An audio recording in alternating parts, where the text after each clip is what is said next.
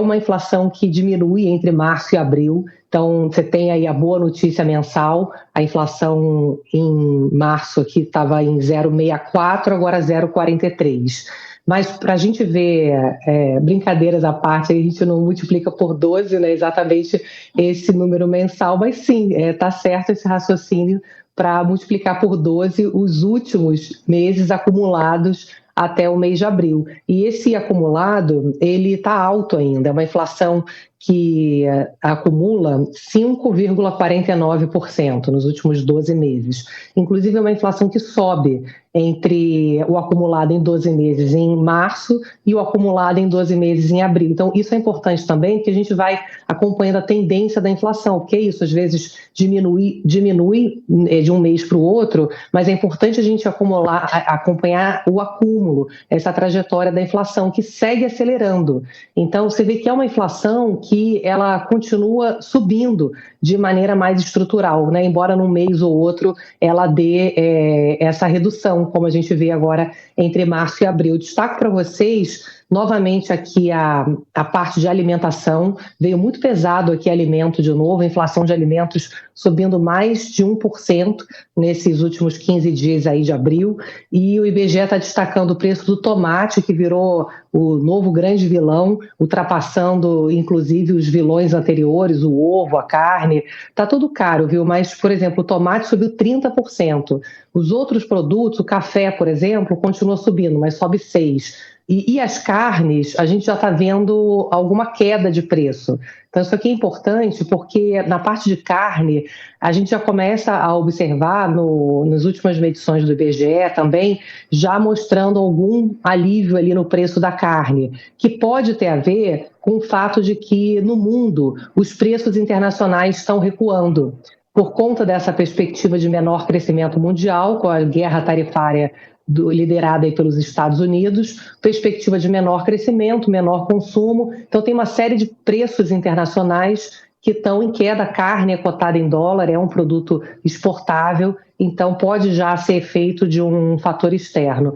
A combustível também é importante a gente acompanhar, porque aqui tem um alívio de combustível, mais porque saíram os pesos do aumento do ICMS da gasolina, os estados aumentaram a cobrança de imposto, e agora então sai esse efeito, mas a gente tem alívio do petróleo também, o diesel já teve queda anunciada pela Petrobras 2 vezes agora recentemente, tem uma perspectiva de que a gasolina possa cair, então a parte internacional ela pode dar algum alívio nesse cenário, que ainda é um cenário pesado. Agora, uma coisa que a gente conversa muito aqui é como que a inflação ela demora a cair no Brasil, porque ela é muito enraizada. A inflação do passado ela serve de reajuste para os preços futuros, né? Então, preço de remédio, por exemplo, subiu, teve reajuste anual dos preços de medicamentos. Então, quem compra remédio sabe bem que ficou tudo mais caro, e aqui é um dos destaques do IBGE, a parte de preços de produtos farmacêuticos. O que o Banco Central vem falando, e ontem eu acompanhei muito, está tendo um encontro importante em Washington, nos Estados Unidos, do Fundo Monetário Internacional e do Banco Mundial, onde está lá reunido todo mundo da área de economia do mundo, todos os grandes economistas, os diretores do Banco Central estão lá do Brasil, nosso presidente do Banco Central, ministros da Fazenda, e o que o nosso Banco Central está dizendo para os investidores que estão reunidos lá fora, todo mundo querendo saber do Brasil e tal, eles estão falando que o juro já subiu muito no Brasil. Eles estão dando uma mensagem de que o juro vai começar a fazer efeito para desacelerar a economia, encarecendo o crédito, claro, as pessoas consumindo menos, as empresas investindo menos, então a tendência é a economia crescer menos esse ano do que no ano passado, e o Banco Central fazendo um discurso de que o nível de juros ele vai chegando já num patamar que é muito alto e que provavelmente está parando já de subir, em breve está em 14,25%, você espera aí que possa subir talvez até 14,5%, essa é a perspectiva, 14,75% e pare. Então a mensagem é essa, olha, a inflação vai começar a reagir. E é isso que a gente espera, né? Porque a inflação ainda está muito alta, é uma inflação que demora a ceder, e o que o Banco Central está dizendo é que a economia vai desacelerar, vai crescer menos e, portanto, as pessoas consumindo menos, as empresas investindo menos, a tendência é os preços irem cedendo.